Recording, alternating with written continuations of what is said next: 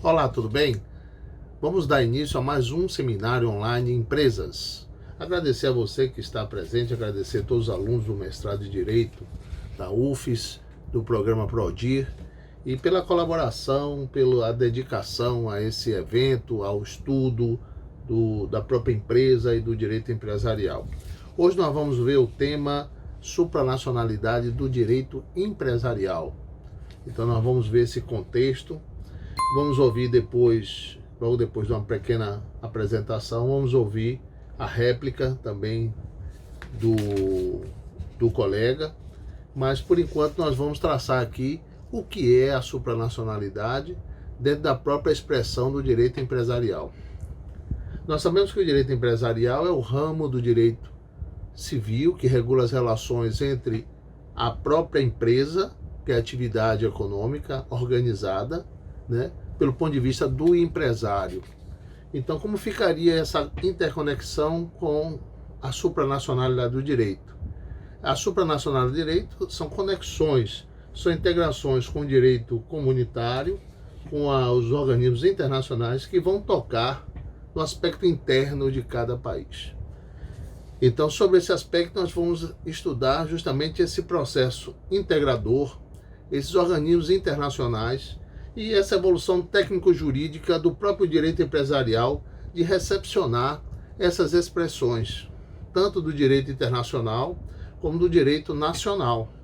E qual seria a aplicação desses tratados e convenções pelo ponto de vista da supranacionalidade do direito empresarial? Essa é a primeira indagação que eu passo aos ouvintes, para que a gente possa fazer uma reflexão justamente desses preceitos da OEA, da ONU, e de todos os organismos internacionais que o nosso país é signatário, e como ficaria essa expressão aplicável à empresa dentro do nosso país. Ela seria recepcionada, as nossas matrizes internas da própria empresa, do próprio direito de empresa seria acatada. Então essa integração da própria aldeia global, do próprio distribuir de tarefas para a construção de espaço supranacional, proporcionado pela própria globalização e universalização, e o próprio direito empresarial, que ele é cosmopolita, ele tem um caráter universal. Como é que ele poderia recepcionar essas diretrizes? Esse processo de construção, evidentemente, está sendo tomado, está sendo alocado paulatinamente. Pois bem, essa supranacionalidade de direito e de princípios, ela busca um equilíbrio, universalidade, justamente apoiado no Pacta Sunt Servanda, que vai firmar, em que os países signatários firmam o seu pacto lá nos organismos internacionais, e esses seriam recepcionados ou não à luz da nossa própria Constituição Federal. Esse critério inovador é apoiado pelo nosso sistema normativo? Essa é uma indagação que eu gostaria de passar aos colegas para a discussão. Então vamos ouvir aqui Alexandre e Deise para entender mais sobre esse critério e ouvir vocês pelo ponto de vista de qual a impressão que é passada por esses institutos do direito empresarial, consubstanciado pela própria supranacionalidade do direito, aplicável à empresa em nosso país. Bom, meus agradecimentos às expressões dos colegas, mas é importante perceber que essa supranacionalidade do direito e a supranacionalidade do próprio direito empresarial, ela está apoiada num sistema de regras e princípios.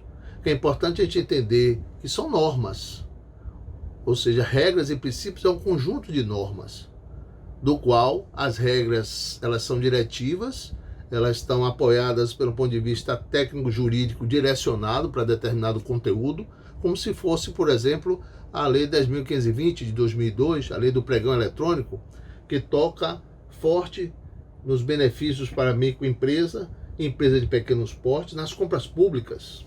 Então, as regras elas têm um poder diretivo, uma conexão expressiva sobre determinado conteúdo.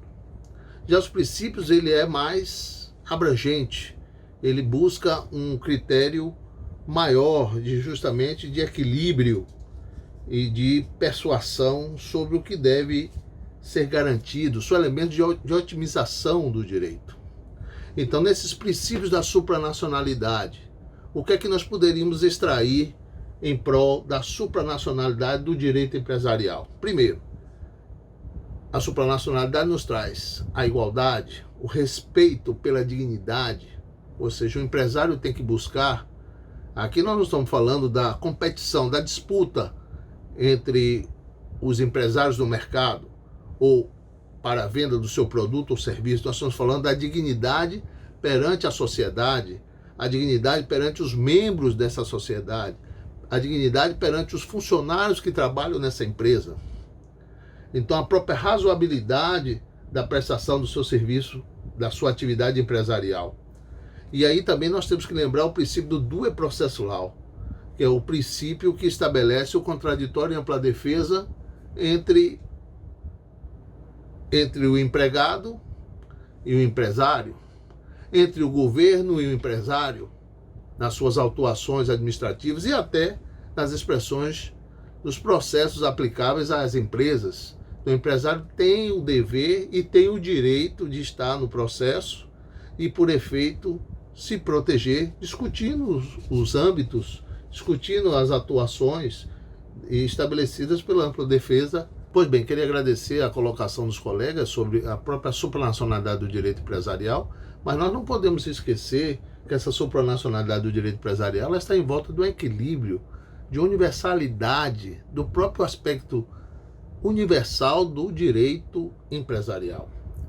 Mas esse mecanismo da supranacionalidade ele está envolto do próprio Pacta Sunt Servanda, que os países signatários firmam seus acordos nos organismos estatais, nos organismos internacionais. E daí vem a receptividade dos tratados e convenções sobre a própria integração e esse compromisso do critério inovador dotado de razoabilidade. Mas como atuar diante de regras e princípios? Porque nós sabemos que são normas. As regras e princípios estão contidos nas normas. As regras têm caráter específico, concreto e diretivo, enquanto os princípios ele tem um aspecto geral, ele tem um aspecto otimizador. Então, nós vamos visualizar que também na supranacionalidade do direito, os princípios tocam o direito empresarial. Então, o princípio da igualdade, o princípio da dignidade, que o empresário deve respeitar a sociedade, respeitar o seu funcionário, respeitar o empregado. É importante perceber também a razoabilidade do que está sendo aplicado à empresa diante do fornecedor, diante do cliente, diante do seu produto e diante da venda do seu serviço. E aí nós temos também o due processual, ou seja, o devido processo legal em que a empresa que é autuada de forma administrativa ou judicial, ela deve ter o direito do contraditório e da ampla defesa. Temos também no aspecto da supranacionalidade do direito a proteção da vida e da saúde. O empresário não poderá vender um produto que cause malefícios, que tragam prejuízos à vida e à saúde alheia. Temos também a licitação sustentável, em que a empresa deve vender seus produtos que não tragam maiores prejuízos ao ambiente, ou seja, seu produto ou serviço tem que ser participativo e para um meio ambiente saudável, que traga algo de bom ao meio ambiente. Então, toda essa expressão de princípios também abraça a eficiência que deve ter o direito empresarial junto à própria atividade organizada da empresa, buscando a probidade, ou seja, a obediência aos aspectos legais, o impedimento da corrupção, e isso tudo está envolto à empresa. Então é esse toque que eu queria apresentar aos colegas e ouvi-los nessa expressão, que eu queria ouvir nessa situação a própria Eva e o Felipe, para saber qual a opinião de vocês com relação a esses princípios valorativos das supranacionalidades aplicável à empresa. Qual é o condão que vocês teriam sobre esse aspecto na empresa atual? Obrigado pelos acréscimos feitos pelos colegas, mas também é importante acrescermos que a supranacionalidade é um universo de expressões que podem ser alocadas ou não ao nosso direito pátrio. E ela tem uma força de dominação, ou ela tem uma força de poder sobre cada país. É evidente que a supranacionalidade é uma matriz externa que vem ser absorvida de forma interna e participar de um sistema jurídico. Com isso eu quero demonstrar que o sistema jurídico ele não pode ser fechado em si mesmo, até porque quando o país firma o seu pacto junto aos organismos internacionais, ele está evidentemente colocando à disposição dessa construção, desse objeto e da própria realidade de cada pacto e de cada mecanismo internacional. Então, na verdade, é uma interconexão que deve ser interpretada de forma positiva em nosso país, diante da própria natureza e extensão de cada diretriz feita perante a supranacionalidade do direito empresarial. Então, nesse sentido, é importante a gente trazer aqui as expressões de Luan e Matheus para entender que essas normas de direito material, ou seja, as normas do próprio direito empresarial, ela recepcionaria em que essa supranacionalidade do direito? Qual a visão de vocês sobre esse aspecto colocado aqui nesse seminário online e qual as vantagens e desvantagens que vocês captariam dentro dessa expressão? Muito obrigado a Luan e Matheus pelos seus acréscimos, colocados com muita prudência, mas nós traremos aqui que aporte teleológico e substancial da supranacionalidade tocada no direito empresarial, até porque nós temos aspectos da própria ideia de humanização da supranacionalidade que transcende o espaço do direito empresarial brasileiro. Então, o direito empresarial brasileiro ele tem uma inter-relação com o direito constitucional, com o direito internacional, com o direito comunitário da OEA, da ONU, do Mercosul. E essa interconexão vai buscar justamente a coletividade. A coletividade dentro da sociedade em que a empresa é participativa. A empresa deve se envolver, esse pelo menos é o que preconiza a supranacionalidade e as diretrizes universais, justamente essa participação igualitária entre países para que se efetive um bom contato com a sociedade. Então, o empresário a exercer a sua atividade lucrativa, a exercer sua atividade empresarial organizada, ele deve visualizar também essas expressões. Então, esses organismos internacionais que têm uma tutela internacional estão ligados a essa ordem jurídica supranacional diante dos organismos, por exemplo, universal, como a ONU, como a OIT, como a Unesco, como o BID, o Banco Internacional, e aqueles também de integrações regionais, como a ONU, como a OEA e como o próprio Mercosul. Visam toda essa supranacionalidade a organização de ideias de parâmetros necessários à comunidade mundial e em espaços regionais, do qual, se o nosso país é signatário, evidentemente, ele deve participar e se ater aos seus princípios e regras internacionais.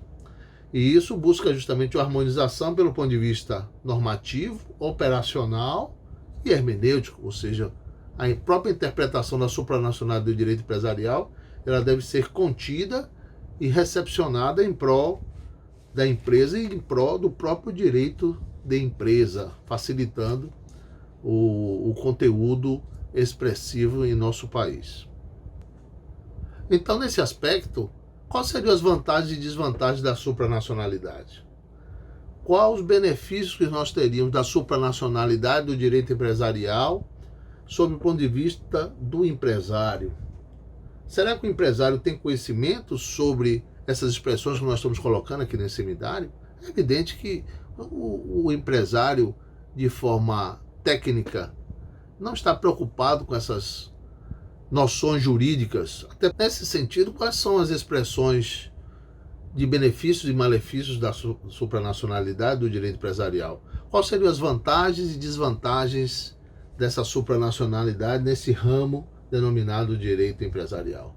Evidentemente que as vantagens são as utilidades, então a aplicação de estándares internacionais, otimizações de ações de dignidade para que o empresário possa deter os seus serviços e produtos e apresentar seus produtos de uma forma melhor à sociedade, maior combate à corrupção, entrega conjunto de superação de conflitos, ou seja, os defeitos e os obstáculos que existem em outros países poderiam ser absorvidos de forma melhor em nosso país. E como desvantagem, evidentemente, nós teríamos a resistência a essa conexão internacional em nosso Brasil, e a objeção à aceitação das regras internacionais no ponto de vista empresarial e no ponto de vista interno, até para a adaptação dos padrões internos, que às vezes há uma resistência, às vezes não, sempre há uma resistência, até porque o empresário está preocupado em exercer a sua atividade em busca do lucro.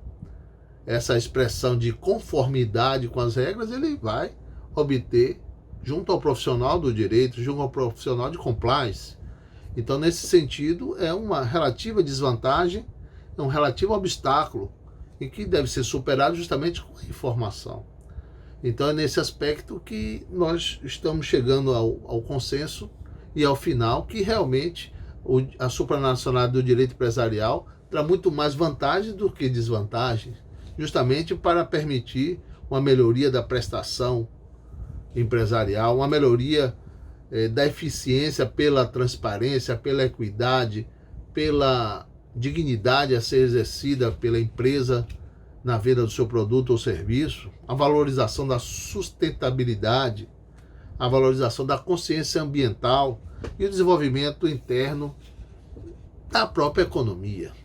Então, me parece que esses parâmetros todos nós abordamos de forma eficiente, clara, e eu queria agradecer a todos vocês que estão nos escutando, a todos vocês que estão participando desse seminário, e agradecer o desempenho, o carinho, a dedicação, e convidá-los para o próximo, e estaremos atentos aí, firmes e fortes, e meus agradecimentos e um forte abraço a todos. Muito obrigado, hein?